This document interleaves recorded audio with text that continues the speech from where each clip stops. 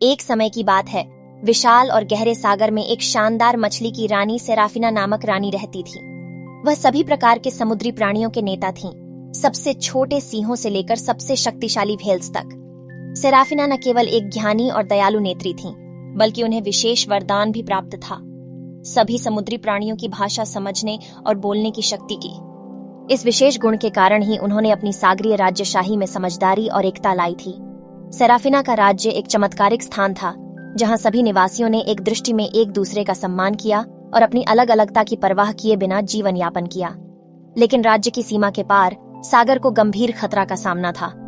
उस समय तक सबको पता चल गया था कि ऊपर के भूमि पर रहने वाले मनुष्य जल को प्रदूषित कर रहे थे, अतिरिक्त मछली मार रहे थे और समुद्री जीवन के संतुलन को खत्म कर रहे थे।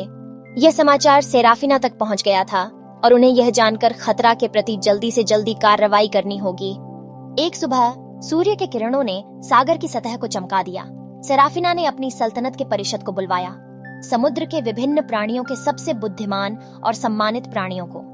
परिषद में एक ज्ञानी बुढ़िया कछुआ नामक थी, एक खिलखिलाते हुए और कुशल डॉल्फिन डेल्फिना नामक थी, एक गर्वयुक्त और गरिमामय ईगल रे नामक और एक छोटे परंतु ज्ञानी सी हॉर्स फिनले नामक थे। जैसे ही सभा कोरल की गद्दी के चारों ओर इकट्ठी हुई, सेराफिना ने गंभीर अभिव्यक्ति के साथ कहा, मेरे प्रिय परिषद के सदस्यों, हम एक बड़े खतरे का सामना कर रहे हैं। ऊपर के मनुष्य जल को प्रदूषित कर रहे हैं, हमारे सागर घर को हानि पहुंचा रहे हैं। हमें जल्द से जल्द अपने राज्य और उसके निवासियों की सुरक्षा के लिए एक रास्ता निकालना होगा। बुढ़िया कछुआ, डेल्फिना, ईगल रे और फिनले ने सेराफिना के उक्तानुसार अपने सुझाव रखे। सेराफिना ने तत्काल निर्णय किया कि उन्हें ऊपरी दुनिया की यात्रा पर जाना होगा, ताकि वह सागर और उसके निवासियों के प्रति बोल सके।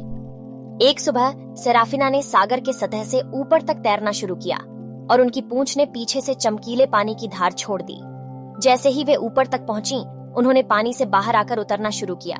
जैसे ही उनका सिर तलवारों से बाहर निकला, उन्होंने ऊपरी दुनिया में खोए गए जमीनी संसार के विस्तार को देखा। सेराफिना ने जनसमूह में एक बड़े भयानक दृश्य के साथ समागम किया। कुछ लोग हैरान हुए, कुछ रुचाने वाले और कुछ उदास हो गए, क्योंकि सेराफिना के शब्द उनके दिलों को छू गए।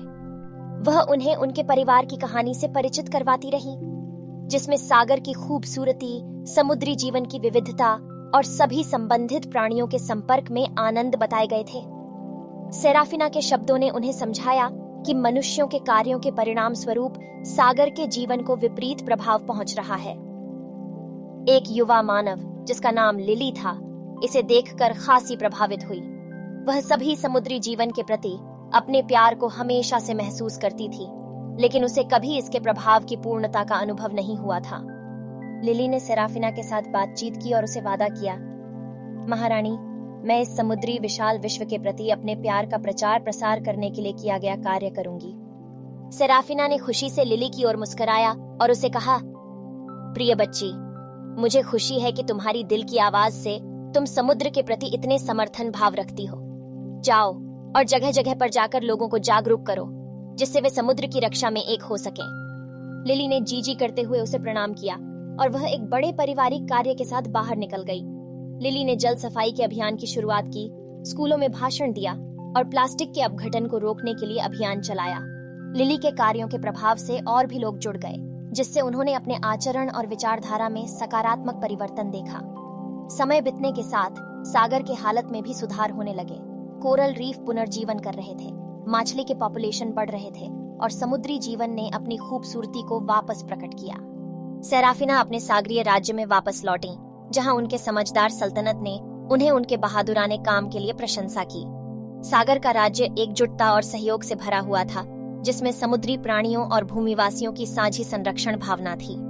इस गाथा का समापन हुआ। सेराफिना और लिली का एक दूसरे से मिलना हमें ध्यान में रखता है कि दया और एकता की शक्ति हमारे भूमि को और समुद्र को संरक्षित करने के लिए कितनी महत्वपूर्ण है।